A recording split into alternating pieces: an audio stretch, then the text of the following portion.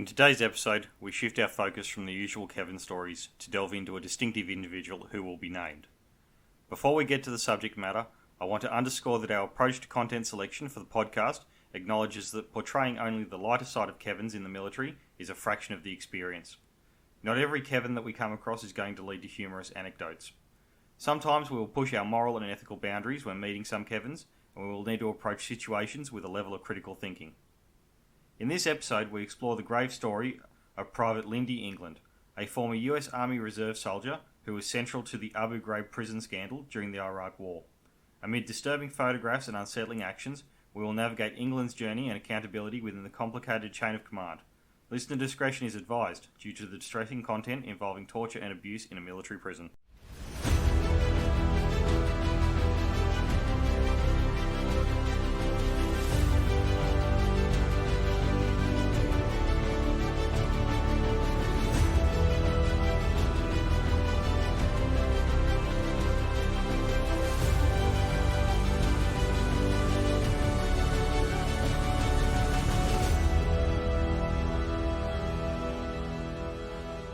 So the subject of today's episode is Private Lynndie England. She's a former United States Army Reserve soldier who served in the Iraq War as a member of the 372nd Military Police Company. Now, I'm sure that many of you that know a little bit about the Iraq War, especially those who served in the era of 2003 to 2008, will recognise the name, even if it hasn't pulled a strong connection in your brain as yet. During the research for this episode, I found it very hard to establish facts about her early career, and to that end, one would consider that her early career was likely to be exceptionally unremarkable, like that of many soldiers. Born in Ashland, Kentucky, an area in the southern region of the United States, England moved with her family to Fort Ashby, West Virginia, when she was 2 years old. She was raised by her mother, Terry England, and her father, Kenneth England Jr., who was a railway worker who worked at a railway station in Cumberland, Maryland. She aspired to be a storm chaser, and as a young child she was diagnosed with selective mutism, a form of anxiety disorder. However, this did not seem to form any notable events in her life that can be found on the record. There is no documented history of bullying or academic issues that I have been able to easily find any reference to. In an interview, England once said her mother hit her so hard with a table tennis bat that it broke, but she considers that normal for her upbringing. I will give a following quote from England. "I mean, yeah, we were brought up right. If we were out of line, we got spanked. We got privileges taken away. We had to do chores, dishes, and mow the grass." In 1999, while attending the Frankfort High School near Short Gap, West Virginia, England decided to join the United States Army Reserve. To look at her time in high school, it seems fairly unremarkable, with even England herself saying, "I was friends with everyone. You get to the teenager thing, and you're starting to get into your little groups and stuff. I was friends with everybody. Each group, goths, alternative. I had friends in every group." A former teacher of England's at Frankfort High School said there was only one word to describe her presence in his classroom: invisible. It was at this time she would also work in a local convenience store and marry one of her co-workers in 2002, a marriage that would later end in divorce. However, this part of her timeline is hard to pin down exact dates. I do not believe they are relevant to the story to come. I'm giving some background on the person that she was to become. After graduating high school in 2001, England worked at a job in a chicken processing factory in Moorfield, West Virginia, until her deployment to Iraq in 2003. She worked in spray down and evisceration, which is where the chickens have the blood drained, organs removed, and then they are defeathered before being passed on to marination, where the chickens were seasoned before going into further processing. It paid $9 an hour with an extra 50 cents for marination, and after 3 months she was promoted to the role of trainer. She stated she liked the work and she was good at it. However, during her time there, she noticed that other employees would sometimes breach simple rules of hygiene and cleanliness by placing animals back into the processing equipment after they would fall onto the floor of the factory. After reporting these unhygienic practices to the supervisors, they made what seemed to be empty promises to correct the actions. However, England says nothing ever seemed to change, leading to her resignation from the role. She went on the record to state, "Whistle blowing at a chicken factory does not, of course, contradict the basic principles of chicken processing in the way that whistle blowing in the army might conflict with the training that precedes it. In a war, you don't rat on your buddies. There are only 7 of us charged, but believe me, there are a lot more behind the pictures, but we didn't rat anybody out." Repeatedly raised, a lingering inquiry remains with definitive answers. Did her supervisor's response significantly shape her subsequent choices upon enlisting in the military? Specifically, Could the absence of intervention by his superiors at the chicken factory have led to her to believe that reporting any misconduct by a peer was futile and a mere squandering of her efforts? However, a lot of this would be of small consequence to her later life after England's infamous deployment to Iraq in 2003. At first, her unit was stationed in Kuwait, then eventually moved to Al Hillah, which is around 100 kilometres south of Baghdad. However, in the autumn of 2003, her unit would be selected for duty at the now infamous Abu Ghraib prison camp, located in the town of Abu Ghraib, 32 kilometres to the west of Baghdad. In the west, Abu Ghraib was known for essentially only two things: the Abu Ghraib infant formula factory, which Western intelligence agencies oftentimes had claimed to be a biological weapons production facility in many briefings and reports. This is potentially due to the fact that during the 1980s, the plant had been heavily camouflaged during the Iraq-Iran War. They had bombed the plant multiple times during the Gulf War and again in the Iraq War, with the United States Central Intelligence Agency ultimately determining the plant was never a weapons facility. The only other thing of note was that the Abu Ghraib prison was located in this town. It was a known place where Saddam Hussein used to send political dissidents and subject them to torture and execution in order to maintain his power. Now, for some context on the prison, it was built in the 1950s by Western contractors, and by the time of 2001 it was expanded and adjusted to hold somewhere in the region of 15,000 prisoners. However, given the owners at the time, it has been documented the conditions of this prison were poor, to put it in the mildest way. By 2002, Saddam's government had plans to add 6 new blocks to the prison, to bring the capacity up to 20,000 inmates. However, by the start of the Iraq War, he gave amnesty to most prisoners in Iraq, so the prisons could be mostly emptied of small-time criminals and allow the majority of resources to be diverted to defending the nation. By the time coalition forces started to secure the country and consolidate infrastructure, it was found the prison had mostly been looted and vandalised, as well as many documents for the prison destroyed, including prisoner and criminal records regarding the inmates that had formerly been housed there.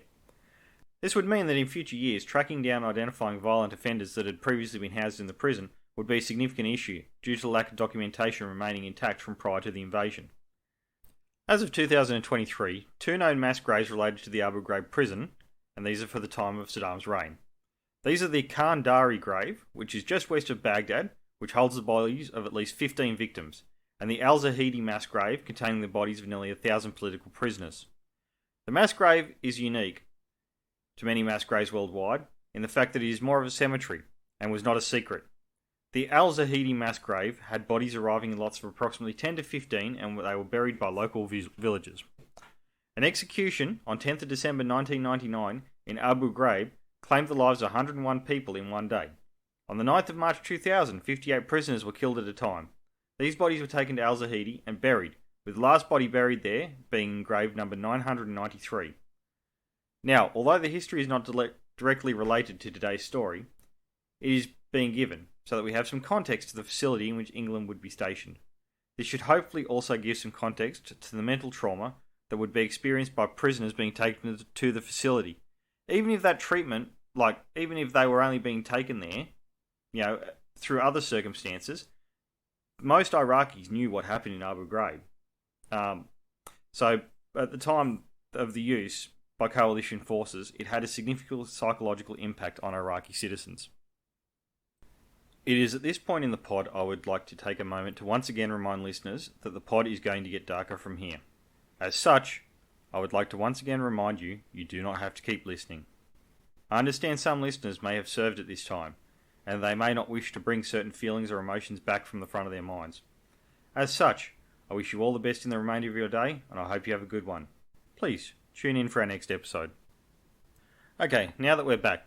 England mobilised with her unit in March 2003 to become a prison guard at Abu Ghraib. At Abu Ghraib, the coalition authorities detained 3 primary categories of prisoners, each reflecting a different aspect of the conflict's complexity. On the first hand, you had common criminals. These were individuals with a history of typical criminal behaviour.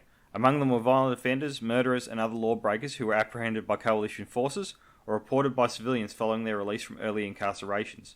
This category encapsulated a spectrum of criminal activity commonly seen in society. On the second hand, you had suspected insurgents. Another subset consisted of individuals suspected of participating in insurgent activities primarily directed at the occupying forces. These detainees were not recognised as members of foreign military forces, but rather partisans or insurgents who actively opposed the coalition presence. Their capture shed light on the broader challenges of managing unrest and insurgency during wartime. And finally, you had insurgent leaders and former military figures. This category included leaders of insurgent groups and individuals who formerly held positions within the military. These figures had transitioned into orchestrating and commanding militia groups and insurgent forces. Their detention highlighted the efforts to curtail the organisation and influence of those directing opposition to the coalition. These distinct prisoner groups underscored the multifaceted nature of the conflict in Iraq and the diverse motivations and backgrounds of those detained at Abu Ghraib. Most prisoners at the time of England's tenure were housed in a tent city in the compound of Abu Ghraib. However, some of these were held in cell blocks, including the soon-to-be infamous blocks 1A and 1B. The overall responsibility for the prison fell to the 800th Military Police Brigade, which at the time was under the command of Brigadier General Janis Karpinski, who did not have any prior experience running prisons, and as an Army Reserve officer held less experience than some of her colleagues in similar positions during the war. I'd like to take a moment here to point out that General Karpinski was later demoted to Colonel by authorization of President George W. Bush, and that officially this demotion was not due to activities related to the actions undertaken by his subordinates at Abu Ghraib prison. I would, however, like to read a quote in its entirety from General Karpinski, which was aired on Dateline on the 8th of March 2006. You have to go back to the memorandum that was authored by our now Attorney General Alberto Gonzales and John Yoo from out in California, who was with the current administration at the time. And they did a memorandum authorising departures from the Geneva Conventions. The memorandum, which was discussed at length with the Secretary of Defence and the Vice President, according to sworn statements by people who were there when those conversations took place, that authorised the initial departure from the Geneva Convention. And yes, there was a memorandum that was posted at Abu Ghraib prison, and I only became aware of after I heard this ongoing investigation out at Abu Ghraib, and it was signed by the Secretary of Defence. The signature on the memorandum was over the signature block of the Secretary of Defence, Donald Rumsfeld, and the ink that was used to sign this appeared to be the same ink used for this handwritten note in the margin. Make sure this happens. And it was a list of interrogation techniques that were approved, so he obviously had knowledge of those techniques. When the Secretary of Defence, General Jeffrey Miller, General Ricardo Sanchez, and General Antonio Taguba, testified before the Senate Armed Services Committee, they were very careful to say in response to a question about the photographs that they knew nothing about the photographs. However, nobody on the Senate Armed Services Committee asked them, did you know anything about the actions depicted in those photographs? Because they would have had to give a truthful answer.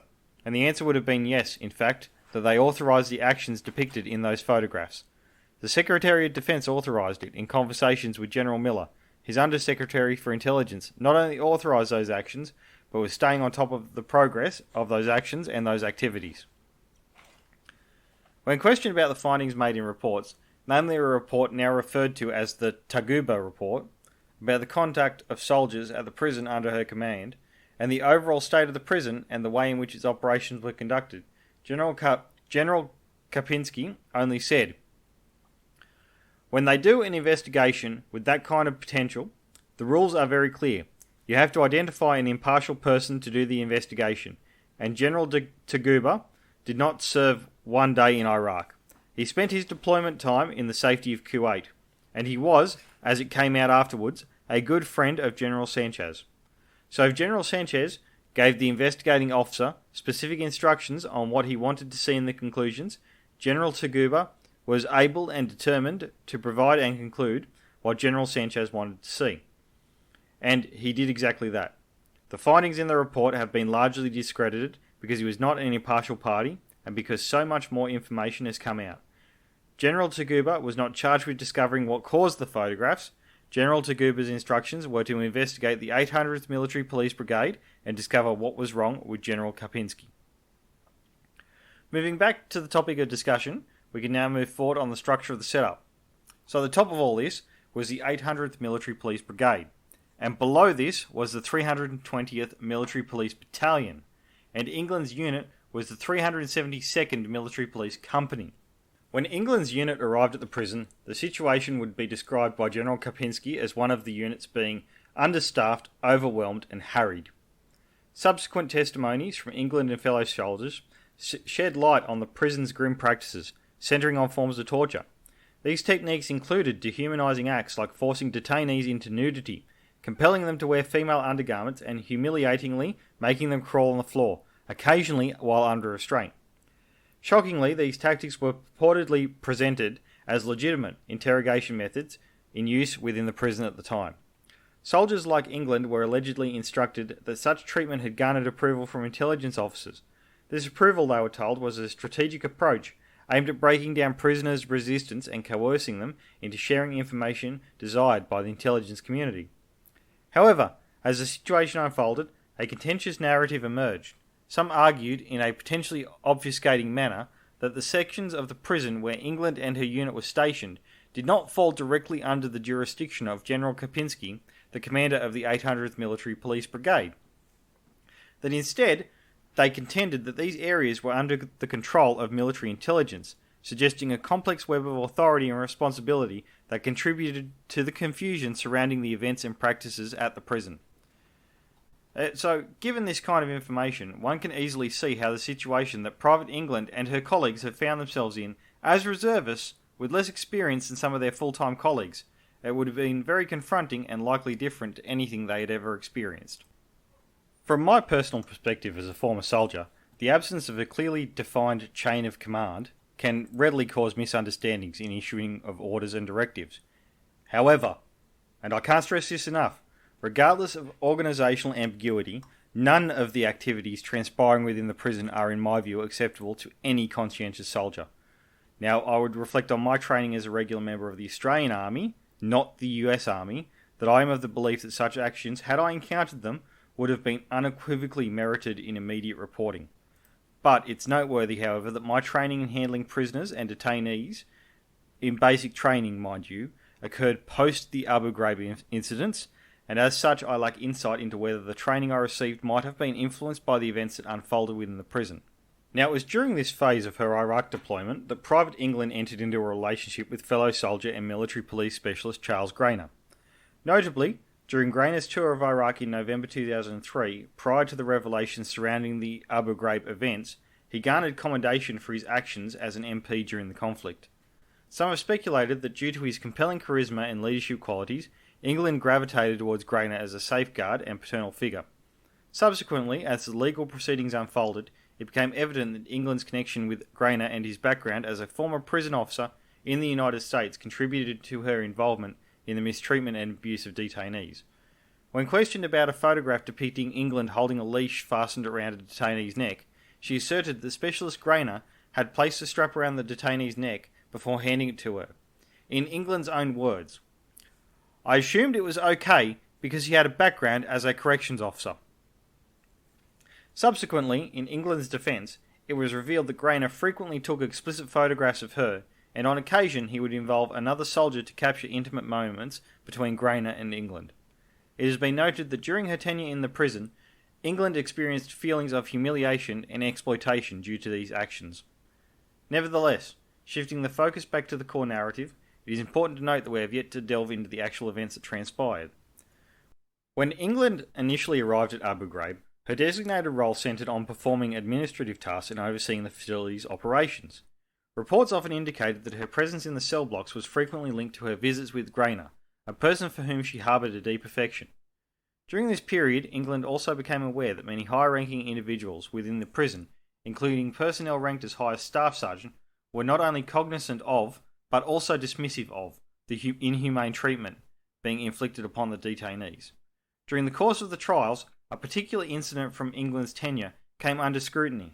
It involved a soldier who faced trouble due to an incident with a female prisoner. England's description of the event was rather explicit. Her statement was, "His dick had some contact," meaning with that prisoner. Although the precise nature of this contact was not explicitly detailed in the article, however, the implication was that it leaned towards a sexual contact.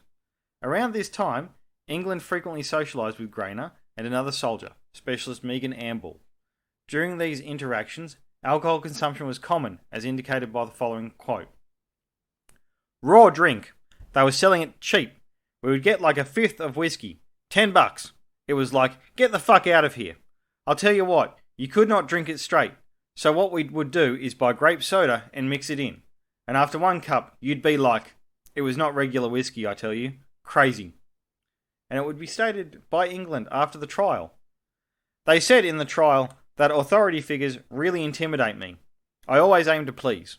They said that one of the reasons Grainer easily intimidated me was because I saw him as an authority figure, so I was really compliant. It should also be noted that England was not the only person in a relationship with Grainer. It would later come out that Amble and Grainer had also been in a relationship at this time. The two would later wed, despite England carrying Grainer's child as a result of their relationship in Iraq. Going back to the prison, during her time there, a series of now infamous photos were taken of the soldiers as well as many hostages. I will now describe these photographs to you. It is at this point in the pod I would like to take a moment to once again remind listeners that the pod is going to get darker from here. As such, I would like to once again remind you, you do not have to keep listening. I understand some listeners may have served at this time, and they may not wish to bring certain feelings or emotions back from the front of their minds. As such, I wish you all the best in the remainder of your day, and I hope you have a good one. Please, tune in for our next episode. So, this is a part that I really wasn't looking forward to doing. So the first photograph I'd like to describe is a picture of England forcing the inmate, known to the guards as Gus, to crawl in, bark like a dog, whilst being held by a leash and lying naked on the floor of the prison. The only person pictured in this photo is England herself, who is wearing uniform camouflage pants, as well as a brown undershirt and combat boots. There does not appear to be any weapon in this photograph, nor any coercion depicted. However, we cannot see what is happening off the screen, or what has happened in the moments before this photograph was taken. The second photograph I would like to discuss shows a number of men standing in a hallway naked, with their penises exposed. The caption to this image says that these men were being forced to masturbate in front of England as well as other guards. In this photograph, England is pointing at the penis of one of the prisoners, whilst giving a thumbs up with both hands and smoking a cigarette whilst smiling. The last photo I'd like to discuss shows what appears to be 7 naked prisoners, forming a human pyramid, whilst England and Grainer pose in the background of the photograph and give a thumbs up while smiling to the camera. These photographs are available to view on England's Wikipedia page if you so desire. On March 18th, 2004, England was taken into custody at Fort Bragg, North Carolina, where a United States federal military prison housed her. It was during this period that her court-martial proceedings were scheduled for September 2005. The charges brought against her included conspiracy to mistreat prisoners and assault consummated by battery. In the following year, on April 30th, 2005, England entered a guilty plea for the charges levelled against her. These charges encompassed 4 counts of maltreating prisoners, 2 counts of conspiracy, and 1 count of dereliction of duty. As a result of her admission of guilt, the prosecution decided to drop charges related to indecent acts and failure to obey lawful orders.